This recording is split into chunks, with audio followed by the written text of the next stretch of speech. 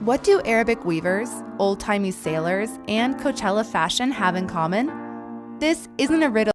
What do Arabic weavers, old-timey sailors, and Coachella fashion have in common? This isn't a riddle you need to tie yourself into knots over. Throughout history and all around the world, macrame has been a popular art form and pastime for everyone from nuns and ladies-in-waiting to sailors and hippies. But how can something as simple as a bundle of rope or thread and a few basic knots be reimagined in so many different ways? Join us as we untangle the fascinating history of macrame.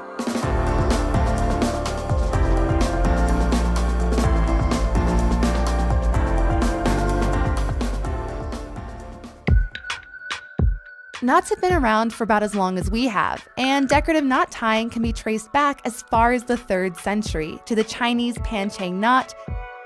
But most experts believe that macrame began in the 13th century, with Arabic weavers tying excess thread to create decorative fringes along the edges of fabric. A tradition that you can still see reflected today in woven textiles like Turkish towels. With the Moorish occupation of Spain, this Arabic tradition was carried to Europe through Spain and then France, with the wives and servants of crusaders also helping to carry this craft from the Middle East to Europe, especially to Italy in places like Genoa. Recognizing how easily it could be made, European nuns, who were experts in needlework and lace making, began developing new macrame techniques using finer materials rather than thick wool to create beautiful knotted lace made as separate decorative panels that could be added to clothes or linens. You can see examples of their work in vestments and religious paintings, like in the tablecloth seen in this one and this one. By the Renaissance, women from all walks of life were using punto gruppo, which translates as knotted lace. And in the 17th century, Mary II introduced it to the English court, where biographers and satirists noted her obsession with knotting threads, a technique that she taught to her ladies-in-waiting. But women and the church weren't the only ones responsible for popularizing macrame or finding new ways to use it. For centuries, sailors had used rope and their practical knot-making knowledge needed for a life at sea to make hammocks and other decorative objects as a way to ease boredom and create things that they could barter with once on land, carrying macrame to ports all around the globe. Sometimes called square knotting, fancy work, or McNamara's lace, sailors didn't just trade macrame objects, but also knowledge, exchanging knot-tying techniques and experimenting with new ways to manipulate a humble material into something much more. In the late 19th century, macrame went through another boom, this time in the Victorian home. Pairing perfectly with the era's highly decorated interiors and social expectations that middle-class women practice handiwork, macrame became an important part of domestic life. Beyond its beautiful results, the technique, with its repetition of just a few basic knots, was much easier to learn compared to other types of needlework, making it a handicraft that women could easily practice and express themselves with. Publications like Sylvia's Book of Macrame Lace in 1890 helped even more women take knot tying into their own hands, creating macrame for everything from umbrellas and bags to clothing and curtains. Macrame's popularity eventually faded as tastes shifted, more women entered the workforce, and wartime shortages prioritized practical crafts such as sewing and knitting. When macrame mania returned, it would be less domestic and much more radical, popularized by the love children of the late 60s who rejected industrialism and built a counterculture movement that pushed back against the establishment. Creating handmade crafts became a way to rebel against capitalism, and macrame became a canvas through which hippies could express these radical sentiments. These weren't their grandparents' delicate doilies. Macrame was now bold, loud, and in more places than ever before, proving once again just how versatile the technique could really be.